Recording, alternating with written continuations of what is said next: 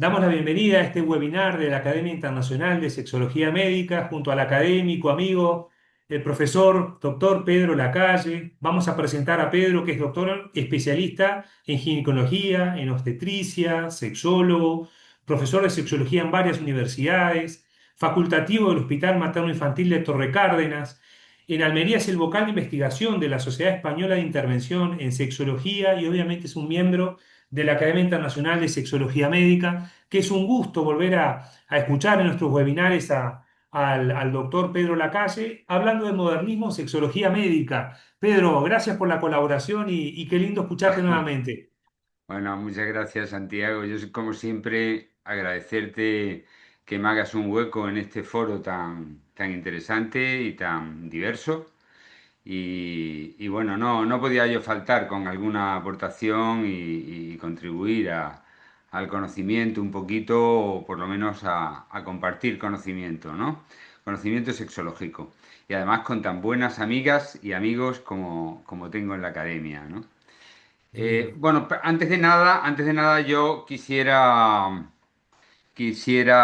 hacer un recuerdo y quisiera mandar un abrazo y mucha fuerza a todas las hermanas y hermanos venezolanos, ¿vale? Que tan mal lo están pasando y bueno, me gustaría empezar con eso, mandándoles mucha fuerza y mucho ánimo y con mi más sincera cercanía hacia la tragedia y la fuerza que necesitan para enfrentar la gran tragedia que han tenido, ¿no? Que están teniendo. Pero bueno, em, bueno, sabéis, tú ya me conoces, Santiago, me conocéis todos, soy un poco caótico en mi manera de presentar, pero a mí me gustaría, claro, Havelock Ellis y el modernismo en sexología médica. Para mí es un tema que de alguna manera, mira, tenía hecho una foto a mis libros antiguos, yo soy bibliógrafo, o sea, bibliófilo, ¿no? Tengo una colección de libros antiguos y siempre me gusta. Creo que estudiar nuestra historia es muy importante, estudiar la historia de la sexología es muy importante. De hecho, yo doy clase de historia de la sexología y he hecho ya un ensayo que está en edición y estoy preparando otro ensayo ya más específico, más sexológico, el que he hecho sobre erotismo, sobre historia del erotismo, y estoy preparando, esto es parte, lo que yo quiero compartir con vosotras y vosotros hoy, es parte de un poco, unos detalles, unos comentarios acerca de un momento muy importante en la evolución del pensamiento sexológico. Y es el momento en el que se produce lo que para mí es una revolución de la que somos hijos. Somos hijos en realidad de una revolución olvidada, diría yo, ¿no? Entonces, nosotros, por nuestra historia, nos da la sensación de que somos hijos de Master y Johnson, ¿vale? Entonces, parece como que hubiéramos crecido a partir del funcionalismo sexológico y no es así. Yo el mensaje que traigo y una de las cosas que yo quiero resaltar hoy es que no es así. Es decir, que si somos realmente, si la sexología es hija de alguna escuela o de alguna corriente de pensamiento médico, psicológico, yo diría que antropológico también, y bueno, como ya veremos, mm, es la del modernismo. La del modernismo incluso me atrevo a decir más la de la sexología victoriana, tan mal concebida, llamada por Foucault scientia sexualis o presexología. Pues no, yo pienso que el pensamiento sexológico ha estado en todos los autores desde Galeno, desde Demócrito. Demócrito tiene una teoría sobre los átomos y el deseo. Es decir, a lo largo de toda la historia de la humanidad ha habido teorías sexológicas que hemos estado casi sistemáticamente ignorando y están ahí para que las recojamos y para que aprendamos de ellas. Entonces, en términos muy sucintos, pues yo diría que hubo un pensamiento sexológico pagano, por hacer un pequeño esquema para empezar, pagano, que fue víctima de una destrucción parecida a la que después ha habido con los modernistas, pero bueno, una destrucción sistemática tremenda por el pensamiento más ortodoxo religioso del siglo IV, la patrística. A partir de Agustín de Hipona, pues hubo una obsesión pansexualista contra el sexo. El sexo se convirtió, realmente los pansexualistas fueron verdaderamente, fue un movimiento religioso más que pagano. Los paganos tenían el sexo integrado, tenían la sexualidad integrada en su sociedad. Donde hubo un rechazo verdaderamente de la sexualidad fue en el mundo religioso medieval, que comienza en el siglo IV, el 3 ya fue austero, el 2 fue austero, el 3 fue austero y ya fue tremendamente austero a partir del 4, del siglo IV de nuestra era. Entonces, pues sí, ha habido un pensamiento sexológico pagano, ha habido un pensamiento sexológico cristiano o sexológico religioso que ha evolucionado a lo largo de toda la historia de Occidente y, bueno, pues a partir del Renacimiento se empieza a recuperar esa sexualidad pagana, antigua, pagana. A partir del Renacimiento se recuperan los textos griegos y se empieza a recuperar de alguna manera en Occidente la sexualidad. Lo primero que se recupera es el amor.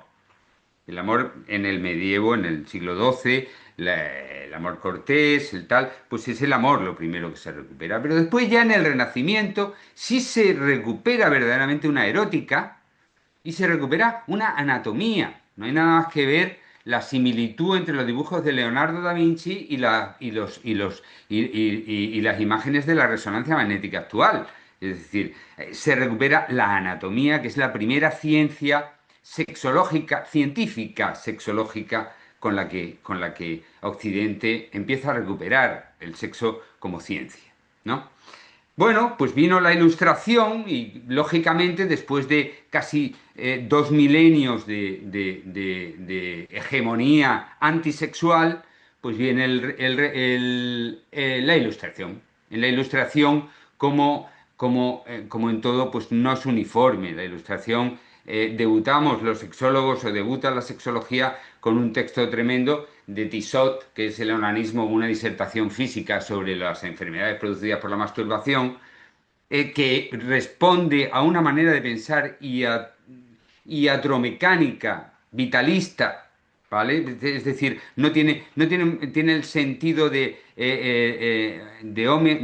homo fabrica corporis, ¿no? De Lemetrie, ¿no? Es decir, una iatromecánica es la fisiología que ahí encontramos, pero esta disertación contra el onanismo tiene una hegemonía de 300 años, ¿vale? Entonces, estamos hablando de principio de pura ilustración, tiene casi 200 años de hegemonía.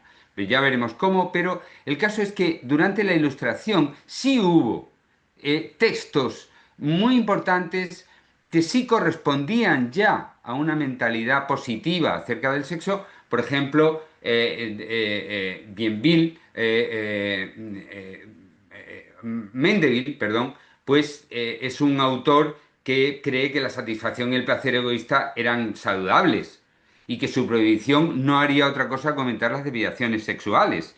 Y estamos hablando de un ilustrado, es decir, siempre ha habido una lucha entre los que pensaban que el sexo era un valor y que el sexo no era un valor, ¿no? Y esto lo ocurrió también en la Ilustración. Poco después de Tissot y su obra hegemónica, que fue el que triunfó, digamos, en los medios, el que se reprodujo en todas las librerías, el onanismo, ¿no? Pues desgraciadamente Bienville, un médico inglés, sacó a la palestra, porque no estaba incluida ahí la mujer prácticamente, pues sacó a la palestra el término de ninfomanía. Y ya fueron incluidas, desgraciadamente, también las mujeres a esta perversión, entre comillas, como podemos ver, ¿no? Entonces, bueno, esto es la ilustración, ¿vale? Eh, unos comentarios me gustaría hacer acerca de lo que viene después. La Ilustración termina, digamos, con la Revolución Francesa. La Revolución Francesa empieza el siglo XIX, pronto empieza el siglo XIX y su resaca victoriana, ¿no? Entonces empezaría toda lo que podríamos llamar la sexología victoriana. La sexología victoriana tiene como en su patrística, en sus referentes principales, tiene el evolucionismo de Lamarck y tiene el positivismo de Comte. Comte, Augusto Comte y su proyecto social de una sociedad positiva, estamos siglo XIX, estamos de una sociedad positiva, pues su proyecto es la ciencia, es convertir esta sociedad mejor en una sociedad más científica.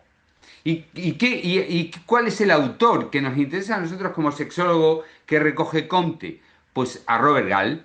A Robert Gall, Robert Gall tiene un texto en el 25 que se llama Sobre las funciones del cerebro y cada una de sus partes, en las que dice que una de las partes del cerebro se encarga del instinto genésico, el instinto generatriz, el instinto para la cópula. Entonces, el término que durante la sexología victoriana sobre el siglo XIX, el término, el concepto que abarca todo el siglo XIX prácticamente es el del instinto. Nosotros hacemos el amor por un instinto, ¿no?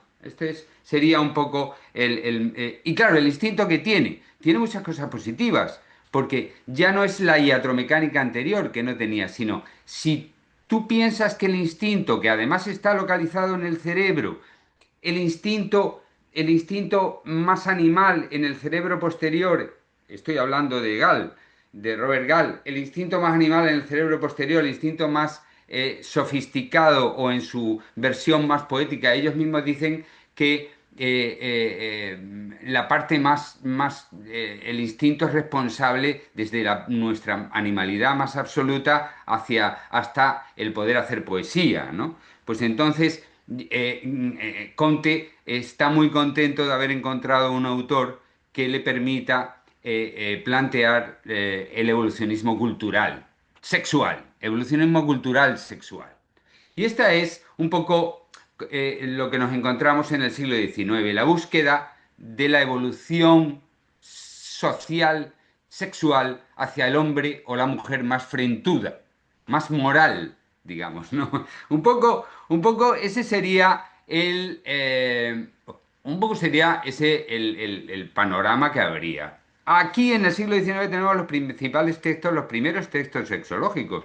El primero es el de Lowenstein, que es acerca de la, fíjate, o fijaros, acerca de las confusiones de la mente debidas a condiciones anormales de los órganos genitales. Es decir, el sexo está en los genitales, por eso se dice que el siglo XIX es la genitalia, ¿no?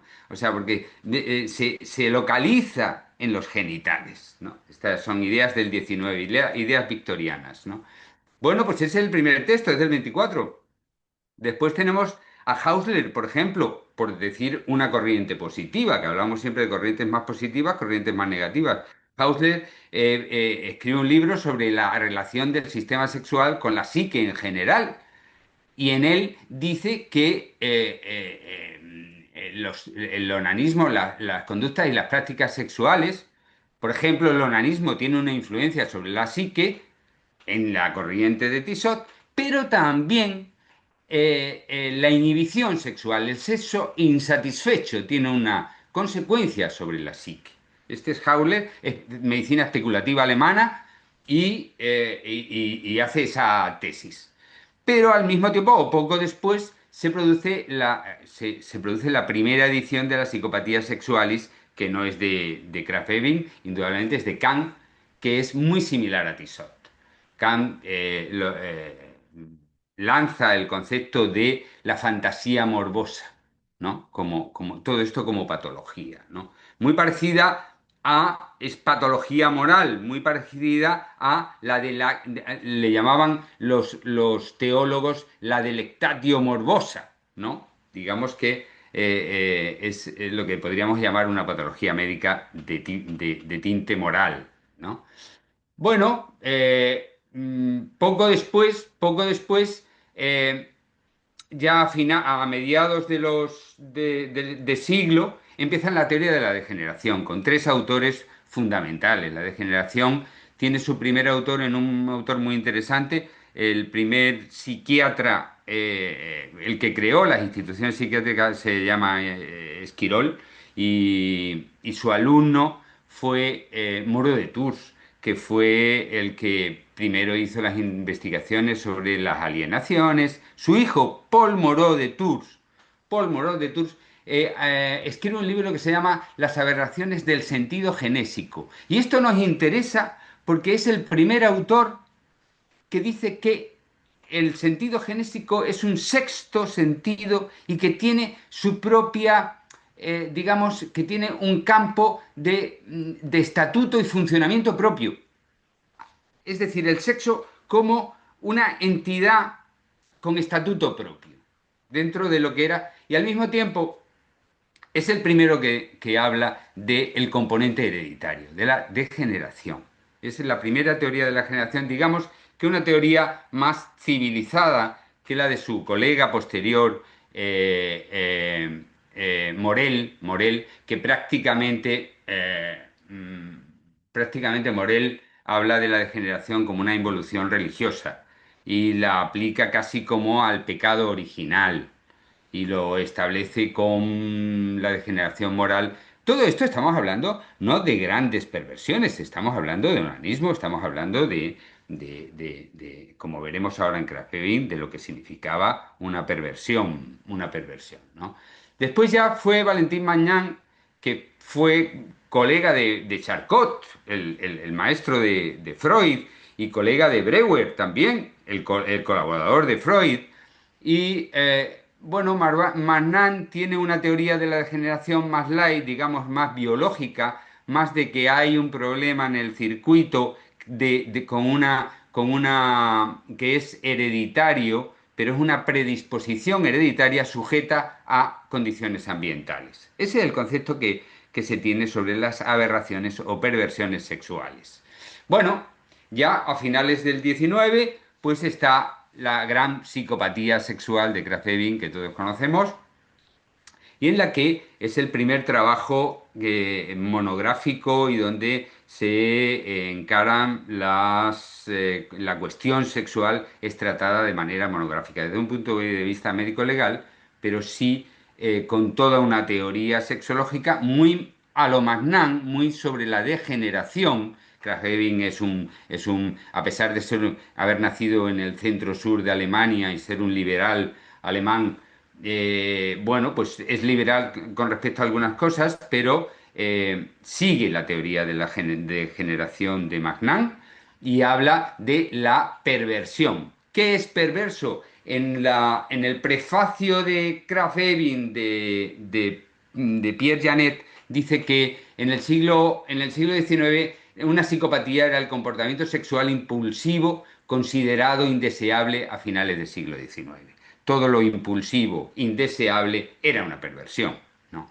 Bueno, pues todo eso se introduce en un gran tratado. Hay casos en los que sí hay verdaderamente problemas médico-legales importantes y hay muchos casos que no hay nada más que manifestaciones de la sexualidad que después muy pronto se iban a ver como normales, muy pronto. Estamos a finales del siglo XIX, ¿no?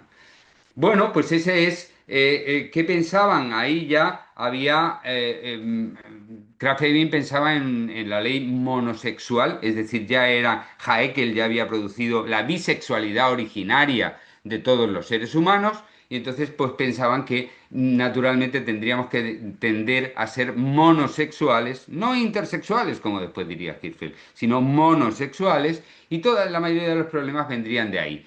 Al fin y al cabo, Krafft-Ebing era un patólogo, era un médico general y pensaba que todas las perversiones, que son al fin y al cabo todas las conductas que no son exclusivamente reproductivas, todas las conductas sexuales que no son exclusivamente reproductivas, pues pensaba que eran neuropatías periféricas, neuropatías medulares y centrales.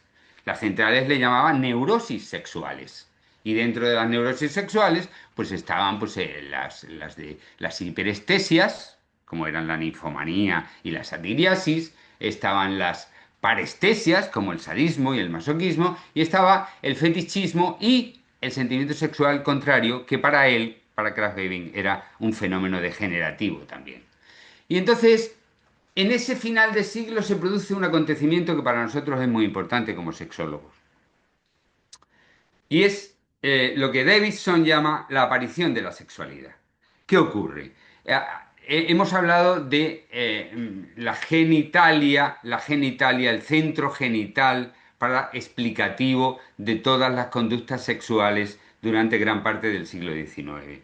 Pero los mismos ginecólogos, en un tratado, Duncan creo que es, en un tratado sobre enfermedades de la mujer, dice, al extirpar los ovarios no se destruye de modo necesario la sexualidad de una mujer, como una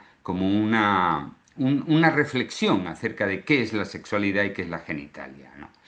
Y después, ya en el Oxford Dictionary, aparece a finales de siglo por primera vez la palabra sexualidad y la denomina posesión de facultades sexuales o capacidades de sensaciones sexuales. La sexualidad aparece como una capacidad para las sensaciones, como una capacidad para la experiencia sexual. Esto es nuevo, esto es de finales del siglo XIX, ¿no? Y esto tiene una importancia esto es el resultado en gran parte de todo un movimiento feminista que ha reivindicado otras sexualidades, de todo un movimiento de, por ejemplo, Husserl fenomenológico, es el resultado de un cambio de siglo en el que se ponen en duda todas los paradigmas que había en el siglo XIX. Estamos hablando de Heisenberg, principio de incertidumbre, estamos hablando del impresionismo en arte, estamos hablando del modernismo en sexología, ¿vale? Un modernismo que recoge el pansexualismo, porque el mismo Krafft-Ebing dice que es sexual desde las aberraciones más importantes hasta la poesía más elevada. Ya es pansexualista, digamos que a la manera contraria de Agustín de Hipona, es pansexualista el modernismo, ¿no? Y entonces, bajo los conceptos de evolución sexual, bueno, pues hay un cambio en cuanto a la concepción del instinto, pero hay un regreso a la sexualidad que se da en un grupo que yo he querido marcar, he querido coger, estas son maneras casi, casi que tenemos pedagógicas o reductivistas de pensar. Pero yo he querido plantearlo como de 5 autores, además son los clásicos 5 autores, ¿no? Que serían pues de mayor a menor, Freud, un año menor que Freud, Havelock Ellis, ¿no? Y después Hirschfeld, y después Iván Bloch, y después, no, el menor es Iván Bloch, después me faltaría Manu Hirschfeld y Bloch, sí. Pues esos serían los cinco autores, ¿no? Este es el grupo de los modernistas, que son neoliberales alemanes, que serían pronto perseguidos por el Tercer Reich, y después del Tercer Reich, prácticamente todas esas teorías que tenemos ahí tan valiosas desaparecerían bajo el funcionalismo americano. Entonces, digamos que hay ahí como un lugar del olvido, del origen de la sexología más humanista, del origen de la propia ciencia sexológica, porque ellos son, concretamente en 1908 o 1908 o 6, Iván Bloch junto a Hirschfeld, que son los que crean el concepto de sexología. Entonces, ¿qué ha pasado con estos autores? Yo quiero hacer, no quiero retrasarme, voy a hacer nada más que un pequeño esbozo de estos 5 autores, y además al final reunidos en el que para mí es el autor que sintetiza, que es capaz de recoger todas las demás teorías, recogerlas y anticiparlas, porque es mayor que ellos. Él, digamos que es el promotor de todas estas ideas, ¿no? Que es Havelock Ellis. Para mí es mi sexólogo de cabecera, digamos, ¿no? El Havelock Ellis es el libro, los estudios de psicología sexual de Havelock Ellis son lo más para mí, ¿no? Creo que después no, que tenemos que estudiarlo, vamos. Bueno, Vamos a echar un breve vistazo a que estos republicanos pensaban que la sexología era una ciencia interdisciplinar que debía integrar la medicina, la antropología, la filosofía y no ser una rama menor de la ginecología, yo soy ginecólogo, no ser una rama menor de la ginecología o de la psiquiatría, ¿vale? Ese es el primer enunciado de principios de la sexología. Tenemos un personaje dentro de este grupo, de estos cinco, que es, digamos, un personaje de transición, que a mí me encanta porque hace dos aportaciones a la sexología tremendas, que es Albert Moll. Albert Moll, eh, que era, bueno, pues digamos más tradicional que el resto del grupo, digamos que es también un poquito más mayor. Eh, eh, entonces Albert Moore es el primero que hace un ensayo sobre el sentimiento sexual contrario, sobre la homosexualidad. ¿Vale? Es el primero de ellos. Y es el primero que declara que la homosexualidad la explica mediante la bisexualidad originaria y la considera una variación innata, no necesaria de tratamiento. Estamos hablando de un sexólogo conservador, ¿eh? Y que todavía tenía la idea de la degeneración de Evin y tenía muchas ideas de Krafft-Ebing, ¿eh? Bueno, pues con respecto a la homosexualidad, en ese primer ensayo que desde 1891 hace estas declaraciones, ¿no? Él piensa, tiene una corriente que ha sido muy importante en ese tiempo, que es el evolucionismo cultural. Piensa que venimos de ser salvajes sexuales a exhibir los signos más elevados de la sexualidad, que son la virginidad, la monogamia, la abstinencia. Es decir, que estamos hablando de gente, de sexólogos, en este sentido, Albert Moll era bastante conservador, no es la idea. Pero tiene un libro en que recupera un concepto que después ha sido muy famoso, que es el de la libido. La libido es como le llamaban los germani antiguos, los de la Edad Media, los germánicos, los pueblos germánicos, le llamaban al deseo. Él recupera el concepto de líbido para Freud, para todos los demás. Recupera en su segundo ensayo, que es todavía del siglo XIX, que es un ensayo de 1898, que se llama Investigaciones sobre la libido sexualis. Y ahí, en ese libro, es donde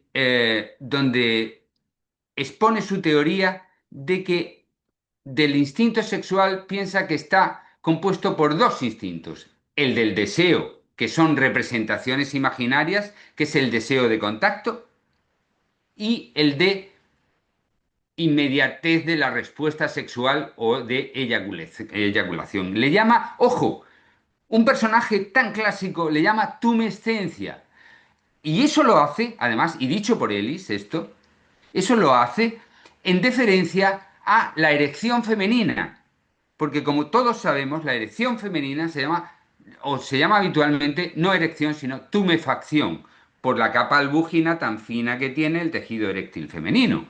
Pues ahí está el término, la detumescencia. Entonces, el instinto de contacto, instinto de detumescencia. Y además, a ver a quién le suena o qué os suena su propuesta de una secuencia. Él dice que hay una secuencia en la relación sexual que es la de contractación, que es la de contacto, se sigue de la excitación, se sigue luego de una voluptuosidad mantenida y por fin de una detumescencia propiamente dicha. Nos suena, ¿no? O sea, nos suena a la respuesta sexual de Master y Johnson de 50 o 60 años después. Quiero decir, en los autores no hemos tenido, digamos, el respeto de saber que nuestras investigaciones corresponden a propuestas ya hechas, además de la misma manera en cuatro fases.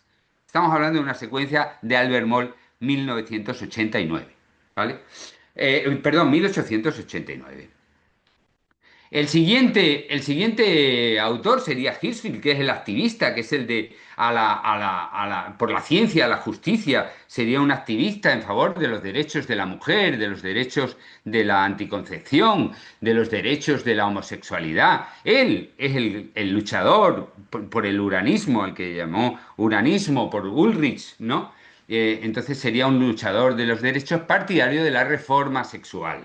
Y el que emitiría la teoría de la intersexualidad. Todos somos una mezcla de hombres y mujeres, no monosexual, como decía Evin, sino todos tenemos una parte femenina, una parte masculina que nos acompañan en una evolución. Eso lo explicaría luego muy bien Gregorio Marañón, que Gregorio Marañón además fue el que presidió la sección española de la Liga Mundial para la Reforma Sexual, nuestro don Gregorio, ¿no?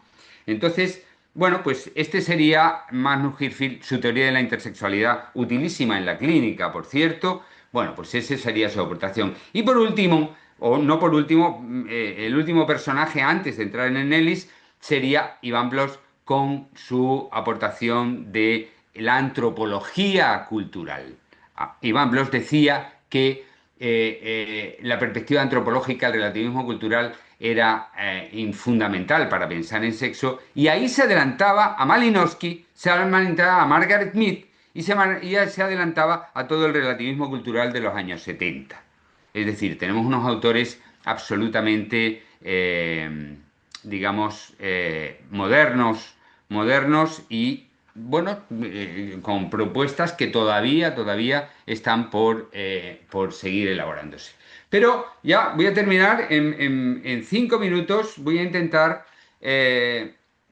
recorrer la producción de Ellis en breves trazos. Nada más para que nos hagamos una idea, para quien no esté familiarizado con esos 11 ensayos, uno por año. Empezó en 1897 y terminó en 1910 sus estudios de psicología sexual.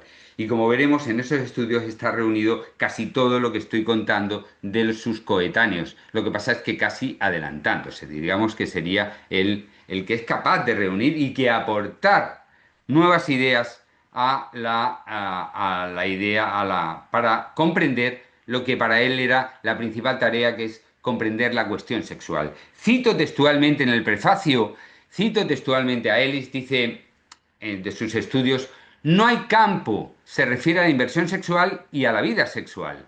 No hay campo de la actividad humana en que exista mayor cúmulo de severa moralidad didáctica, fundada sobre una base más pobre de hechos. Necesitamos saber mucho más.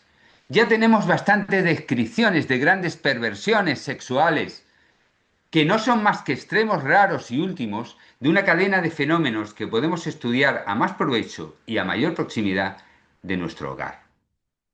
Es como, de pronto aparece el interés claro por el estudio de la normalidad.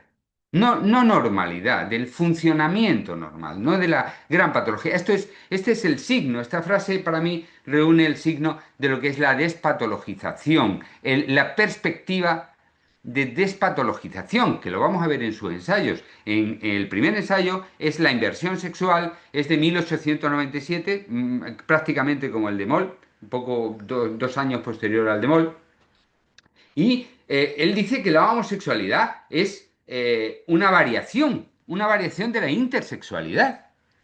Y que en todo caso, si se quisiera considerar como una alteración, sería, él lo escribe, dice, porque él, carteándose con un corresponsal que no dice quién es, dice, bueno, se la podría describir como una especie de daltonismo. Es decir, no es la manifestación más frecuente, pero es una manifestación innata y, por supuesto, y para resaltar cómo la ve él, pues él dice que eh,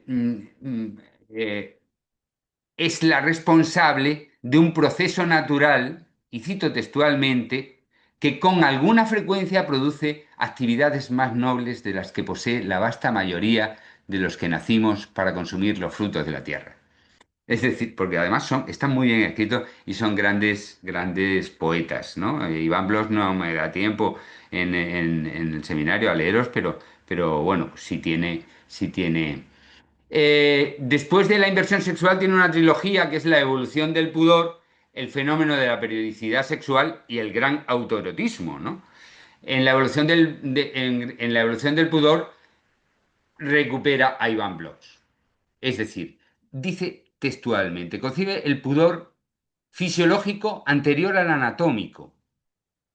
Es por darnos una idea de la... El fisiológico anterior al anatómico. Y este anterior al del vestido, ¿no? Y dice, es una emoción que viene sancionada por el rubor. Y no se trata de desnudez, se trata de contexto, cultura y oportunidad. Ya está. Esto cito literalmente al autor, ¿no? En cuanto al fenómeno de periodicidad, pues estudia los equinoccios, nuestras fiestas lúdicas, eróticas, interesantísimo. En cuanto a el autoerotismo, yo creo que es el texto que se anticipa a Freud, porque además es anterior. Bueno, este es de 1900, es cuando Freud escribe su interpretación de los sueños, él escribe el autoerotismo, en el que habla de toda nuestra vida erótica, la de los sueños, dice que la forma típica de autoerotismo es la producción del orgasmo durante el sueño. Es nuestra vida sexual. En el autoerotismo habla de la vida sexual, nuestras ensoñaciones, nuestras fantasías eróticas, pues las saca. En sentido estricto, además, que esto es una perla del pensamiento elisiano, digamos, en sentido estricto, todos los fenómenos autoeróticos son antinaturales. Puntos suspensivos. Pero es que toda nuestra vida es antinatural, dice. ¿No? Bueno, el autoerotismo es una reflexión sobre nuestra vida erótica en general, nuestra vida autoerótica. Y dice que la masturbación, que después de todos los autores anteriores han estado en contra de la masturbación, ¿eh? Bueno, no todos, porque hay muchos que decían que era una manera de liberación, pero no han tenido, digamos, un impacto social. Pues este es el primer autor que sí tiene impacto y dice que la masturbación no es nada más que un fenómeno más de la autoerótica. En cuanto a en los siguientes tres ensayos es donde estudia, yo creo que quizás el más interesante, o quizás el autoerotismo y los estudios o el análisis del impulso sexual, en el que coge el esquema de Bloch y dice, no es instinto de contacto separado del instinto de tumescencia. Dice, no.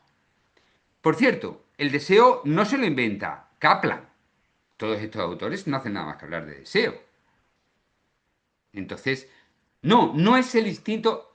Él cambia el esquema de Albert Moll y dice que es el instinto de tumescencia, es decir, la excitación sexual y el instinto de detumescencia, que es ya, digamos, el encuentro sexual mismo, es ya la detumescencia, que es el encuentro. No cuando hay una eyaculación, según la secuencia de Albert Moll. Albert Moll tiene un esquema muy tomado precisamente de laboratorio. Albert Moll era muy cientifista, muy tomado por Master y Johnson. Ellis es más holístico. Ellis habla que el fenómeno de excitación es desde que tú te estás arreglando para ir a quedar con alguien, desde que tú estás pensando que debes vestir de esta manera o ganarte a esta persona de esta manera. Todo esto es tumescencia. Todo esto es un proceso global del individuo que lleva al encuentro verdadero y al encuentro satisfactorio, además, ¿no? Bueno, pues ese es su análisis del impulso sexual, interesantísimo.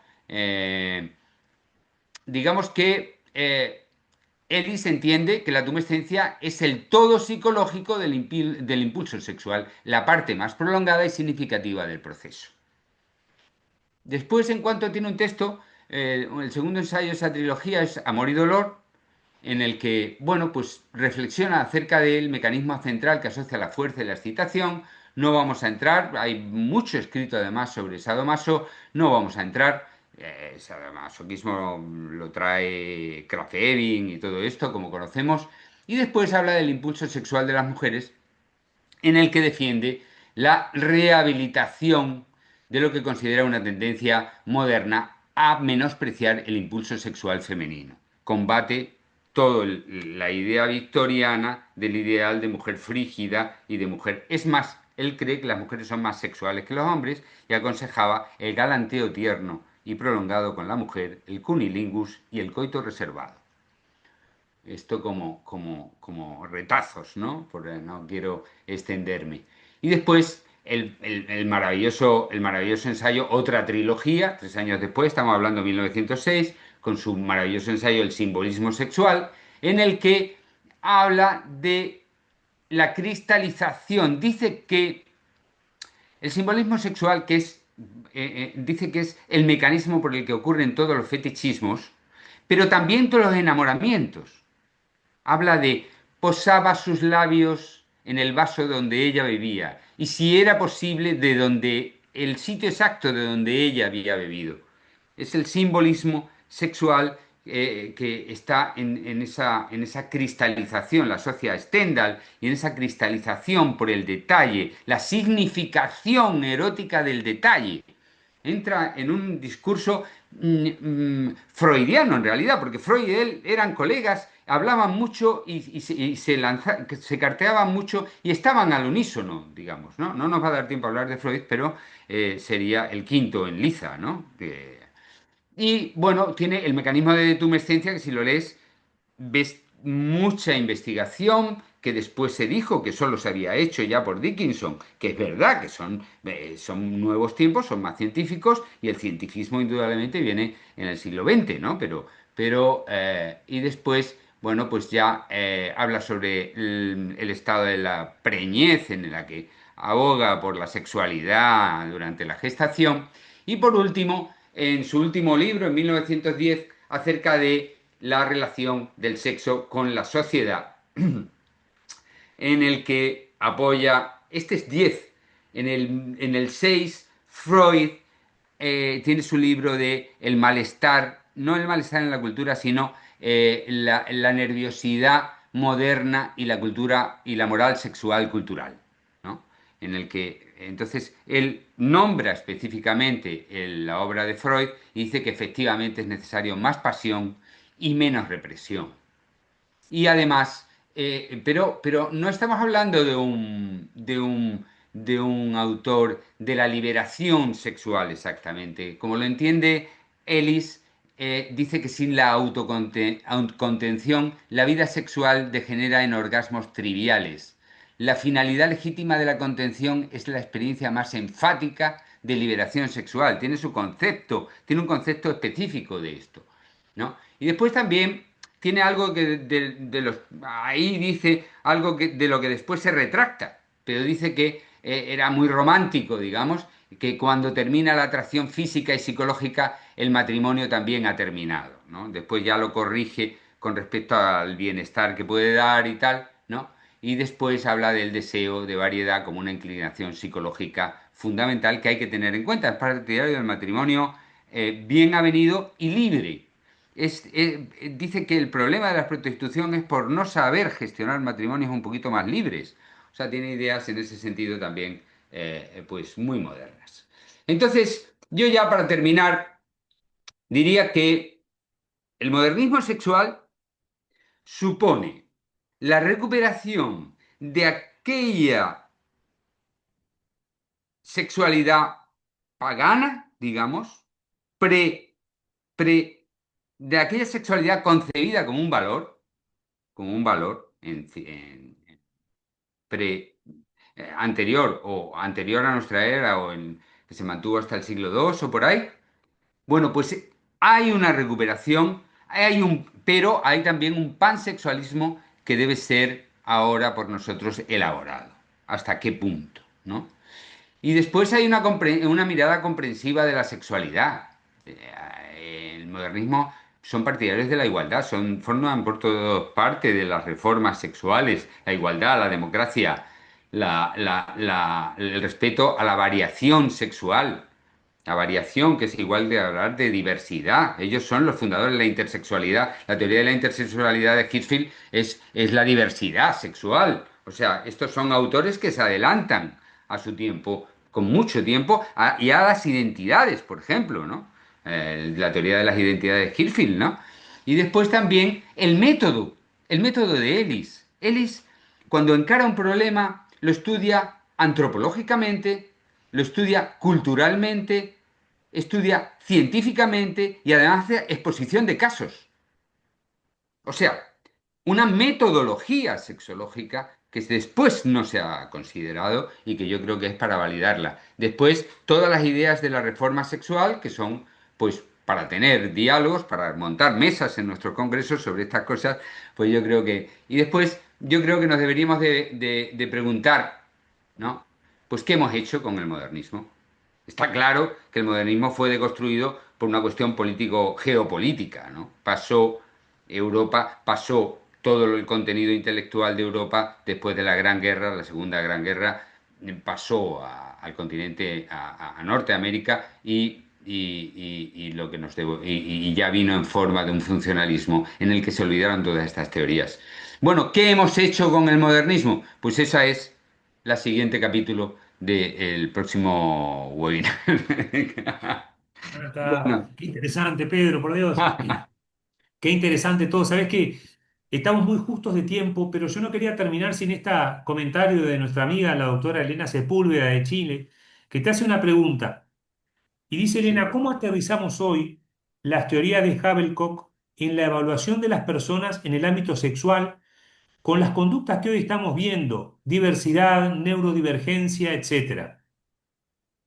Bueno, yo creo que ofrecen tanto, Elena, muchas gracias por preguntarme por lo interesante, porque forma parte un poco de la reflexión y por lo que yo, en realidad, yo traigo esto precisamente por esta reflexión. Nosotros tenemos que pensar qué hemos hecho con la sexología. Hay que hacer autocrítica, ¿no? O sea, hemos practicado una sexología funcionalismo sin teorías comprensivas. Y no es verdad, la sexología tiene teorías comprensivas que nos hacen comprender todas las diversidades, las identidades, que nos hacen comprender y además nos ofrecen una actitud, una perspectiva que despatologiza completamente, o no completamente, lo necesario y que hace posible la expresión diversa de la sexualidad. Entre otras cosas, nos tendríamos que preguntar nuestras clasificaciones si no están volviendo otra vez a ser las clasificaciones de la sexología victoriana y hasta qué punto estamos siguiendo las clasificaciones o tenemos que desconstruir ese tipo de sexología. Y no estamos en los términos de hacer digamos ahora sería una sexología posmoderna, posmoderna, que recupere, posmodernista, tendríamos que decir, ¿no? O recuperando el modernismo de alguna manera, ¿no? Nos lo pide la sociedad y nos lo pide nuestra propia evolución cultural, ¿no? Entonces, yo creo que ahí tenemos mucha lección en toda esta escuela. Sí. Muchas gracias, Qué Elena, notable, Santiago. qué Me habría notable, Pedro. La encantado verdad que más qué diálogos, ¿sí? excelencia, por Dios, Hemos qué empezado un cantidad poquito. de conceptos y conocimientos espectacular, como siempre lo tuyo, ¿eh? Bueno, es una afición, es como en la montaña. Si te gusta, pues es una afición. Qué lindo, por Dios. Recordar a todas y todos que esto va a quedar colgado en las páginas web de la academia como material de estudio para compartirlo, como el contenido en todas las redes de la academia. Ya empezamos a editarlo para poder compartirlo. Agradecer a todos y a todas la presencia y Pedro, a ti por la colaboración de Y también siempre. agradeceros a vosotros y agradecer a todas las personas que hayáis estado conectadas y conectados, que bueno, muchísimas gracias por permitirme compartir con vosotras y vosotros esto. Vamos arriba y seguimos, Pedro, ¿eh? Seguimos, claro que sí. Abrazo grande y a Adelante. cuidarse. Muchas gracias, Santiago, muchas gracias a la academia, muchas gracias a todo el mundo. Vamos con Venga, todos. Abrazo. seguimos, chao. Chau, chau.